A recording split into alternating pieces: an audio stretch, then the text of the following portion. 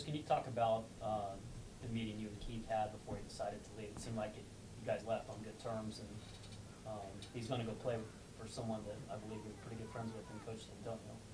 Yeah, in his area, and I think there were, as he said, different reasons why. I think I don't need to go back through all of them, and in the end, I think being closer to home in that situation is something that was attractive as well. And so he was a great team guy, and I loved it the whole time he was here. He was great with Sam. They see him sitting together at training table and palling around, before and after games, and he was a great teammate, and just in a situation where Sam came out and had the year he did, it just didn't want to have that he didn't want to wait, and had an opportunity at home that was pretty good. I'm talking about the guys being anxious when fall camp comes around. Is this time of year for you? Is it nice because it's a little bit of a break, or do you start chomping at the bit after a while to get back out there and start playing? I'll start chomping at the bit early June. That gets to be around late July. So mid to late July, I've had enough of having being relaxed and everything, and then you're kind of, all right, this is kind of boring. You're ready to go. So. Is there any one thing with Jarboe that swung your decision to bring him in? Sure, there's a number of things, but I'm not going to detail them all. Do you, in cases like that, is it case-by-case basis? Sure. Sure, just as it is when a guy that's already on your team that's already participating with you, and everything's an individual case-by-case situation of do they deserve to continue to be with this team or not, and we've removed plenty, and we've worked with plenty, and eventually too, if guys continue to have problems, I think it's been pretty obvious that they're eventually removed. So is it safe to assume you laid down some rules with him, though, like a zero tolerance? I'm not going to acknowledge one way or the other, but it's safe to say that we've had discussions on what will be accepted and what wouldn't be, and I think sure that's safe to say. When you make those decisions, you think, now, if I let this kid come in here, he could really make me look bad if he goes wrong. Does that weigh into it? Everything weighs into it. I mean, you're pretty convinced that the kid's not going to make you look bad, obviously, if you took him. Obviously. Yeah, you don't think you're gambling much on that. Again, I'm not going to sit here. I'm not going to sit here and detail the entire. I've been here 10 years, and our track record overall has been fairly decent on what's been acceptable, what hasn't, and guys that maybe I have given an opportunity to and what they've done with it. Well, other than the wrong turn coming in, a night like this, when you see so many people out there in the middle or early June, what's it mean to you as a coach? Really appreciate them, especially with the wind the way it is and the risk of that tent being pulled up. Appreciate their commitment and excitement, and we have great fans, and evidenced by 85,000 sold out every single game for 10 years is really special. So it's again one of the reasons I feel incredibly fortunate to be the head coach at OU.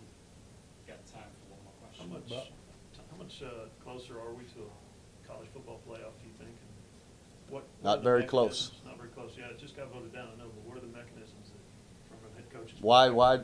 Again, when ratings start falling and no one's coming to games and TV isn't interested anymore, then you'll start having some real reasons. And they changed the academic schedule, where we don't have finals through a playoff and all that. I mean, there are I could go on and on. When all that changes, maybe I believe our ratings are higher than any other sport. Yeah. So I don't know that anyone sees it as a problem outside of media who want something to cover for 4 weeks instead of waiting 4 weeks for the bowl games.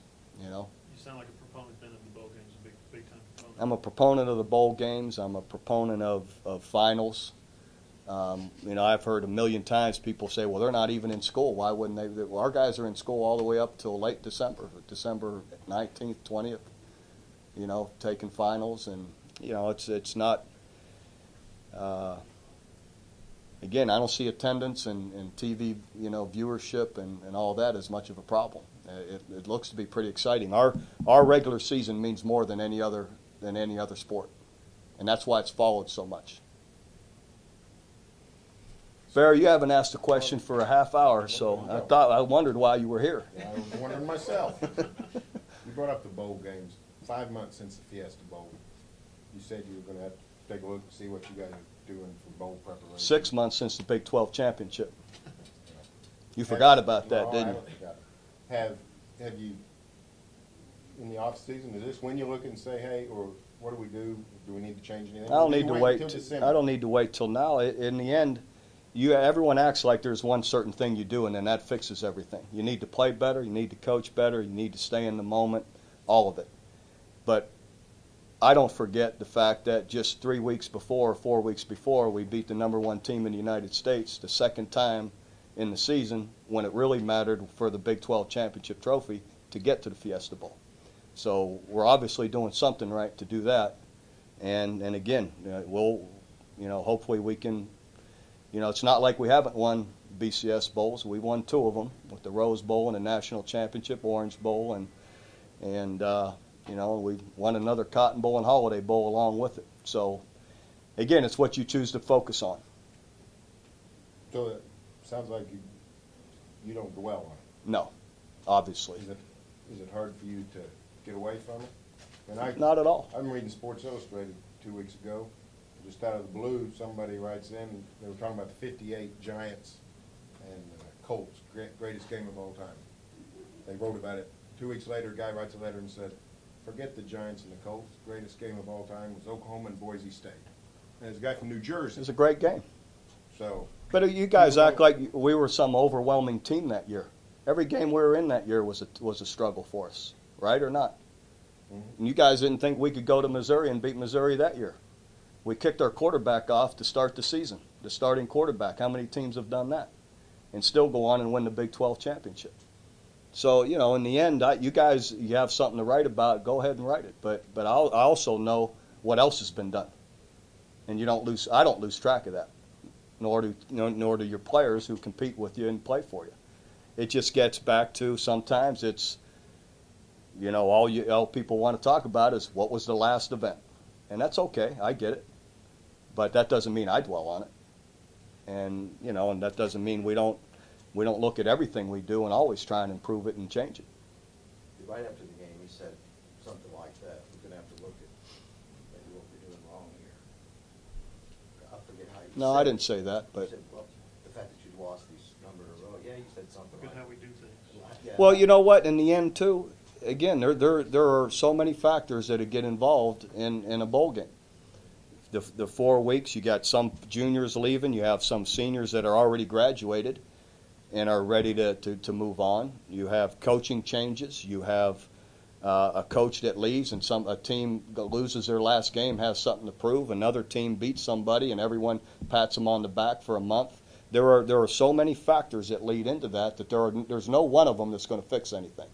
And let's face it, too. I think in the end, everyone forgets when you're in those games, you're playing another championship caliber team.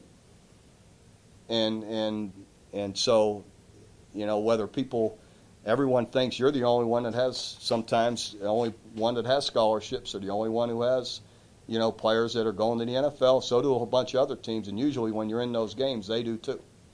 And so, in the end, you've got to coach better and play better if you're going to win. See, if you had a playoff, you could play every week. You have to have that. Hey,